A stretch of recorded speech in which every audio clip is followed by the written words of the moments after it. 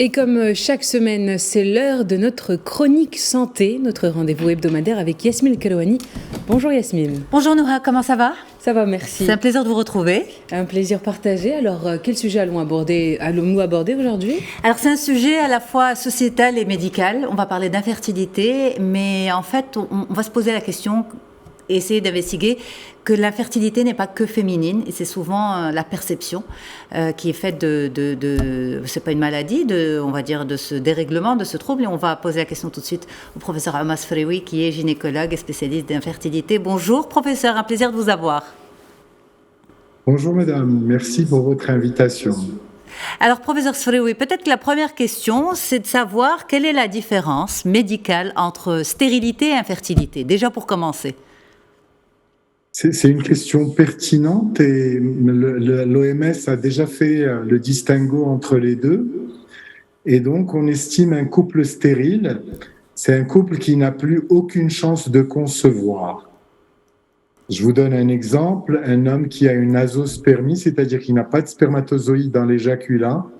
On fait toutes les explorations, on va même essayer de rechercher des spermatozoïdes dans les testicules, au niveau de l'endroit qui fabrique les spermatozoïdes. On n'en trouve pas, on va déclarer l'homme stérile. Une femme qui a eu une hystérectomie, chez qui on a enlevé l'utérus, également est une femme qui devient forcément stérile. Elle n'a plus aucune possibilité de tomber enceinte. Par contre, une femme infertile ou un couple infertile, c'est juste une difficulté à la conception. Et donc, nous sommes dans des conditions qui peuvent être assez souvent réversibles par des moyens thérapeutiques divers dont nous disposons. Alors, professeur Frewi, justement, ce qui nous ramène à un petit peu plus détailler cette question de l'infertilité, il y a beaucoup de préjugés autour. D'abord que c'est surtout la femme qui est infertile. Ensuite, que l'homme ne peut pas être infertile parce qu'un homme est viril et que l'infertilité est intimement liée à la virilité.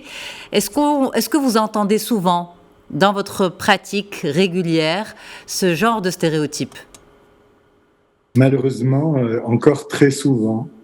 Plus que ça, un homme qui a parfois eu un enfant qui a 5-10 ans estime qu'il va être fertile toute sa vie. Et donc, il va se braquer, il va jamais venir consulter. Et donc, nous avons souvent du mal à convaincre des hommes, ce genre de personnes, à faire les explorations. On vous perd, professeur. La virilité. Ouais. Allez-y. Excusez-moi. Il n'y a pas du tout de parallélisme entre la virilité et la fertilité. On peut être viril tout en étant infertile. C'est exactement la même chose pour la femme. Il n'y a pas de distinguo, enfin, il n'y a pas de lien entre la féminité et la fertilité. Absolument. Donc, ce sont des choses que les couples doivent absolument intégrer et qu'on peut être parfaitement normal sexuellement et avoir des problèmes de fertilité. Et le problème est d'autant plus vrai pour l'homme qui, souvent, l'homme marocain estime qu'à partir du moment où il arrive à avoir un rapport sexuel, donc il doit absolument concevoir, ce qui est très, très souvent faux. Alors, est-ce qu'on a des chiffres qui nous démontrent l'évolution de l'infertilité ? Est-ce que les gens sont moins fertiles qu'avant ? Oui, malheureusement, les tendances vont dans ce sens. Toutes les grandes sociétés savantes, et notamment la nôtre, la Société marocaine de médecine de la reproduction, a déjà tiré la sonnette d'alarme sur l'augmentation de l'infertilité. Vous savez, on a fait une enquête en 2015, une enquête nationale, et qui nous a donné les chiffres exacts du problème. Au Maroc, il y a 1 800 000 Marocains et Marocaines qui souffrent d'infertilité. Ce chiffre va aller crescendo et probablement plus pour l'homme que pour la femme. On sait que la spermatogénèse ou la fabrication des spermatozoïdes chez l'homme est sujette à des variations et à des implications, notamment écologiques. On sait que la pollution le tabac, le stress, l'alcool associé au tabac vont impacter la spermiogénèse chez l'homme. Et donc, on va avoir malheureusement de plus en plus d'hommes qui vont avoir des difficultés à concevoir. Ce chiffre va probablement aller en augmentant et l'OMS estime que dans une dizaine d'années, il y aura plus de 20%, un couple sur 5, alors qu'aujourd'hui, nous sommes à peu près un couple sur 7, jusqu'à un couple sur 8 qui a des difficultés à concevoir. Alors, justement, quand bébé se fait attendre, j'imagine que souvent, c'est la femme qui se présente à vous en premier. Ma question, c'est qui doit consulter? Donc, est-ce que les deux doivent venir en consultation dès la première fois? Et quand surtout? À partir de quand faut-il consulter? Oui, le couple, c'est une infertilité. D'ailleurs, on ne parle pas d'infertilité féminine ou masculine dans l'ensemble. On parle d'un couple qui a une difficulté à concevoir. Et donc, il est légitime, voire impératif, que le couple consulte. On a aujourd'hui de plus en plus de couples. Vous savez, à force de forger, en général, on finit par passer le message.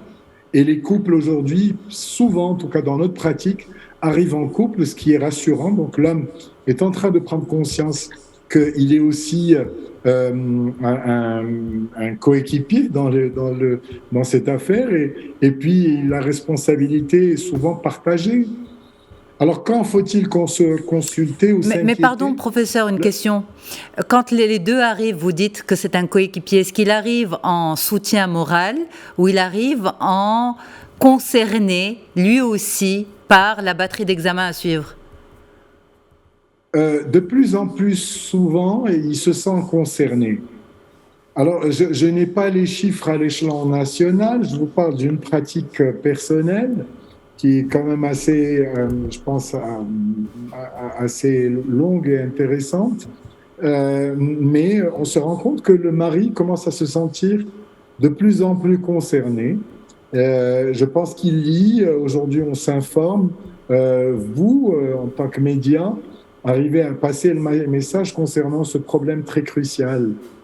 Donc, pour revenir à la question, quand faut-il consulter?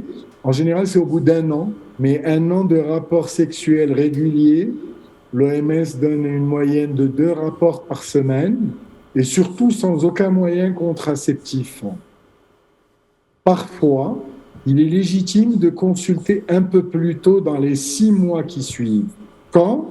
De façon générale, quand une femme sait qu'elle a déjà un petit souci qui peut causer un problème, par exemple des troubles des règles, elle va avoir des règles tous les 2-3 mois ou des règles tous les 15 jours, ou un homme qui a déjà eu une chirurgie au niveau des testicules.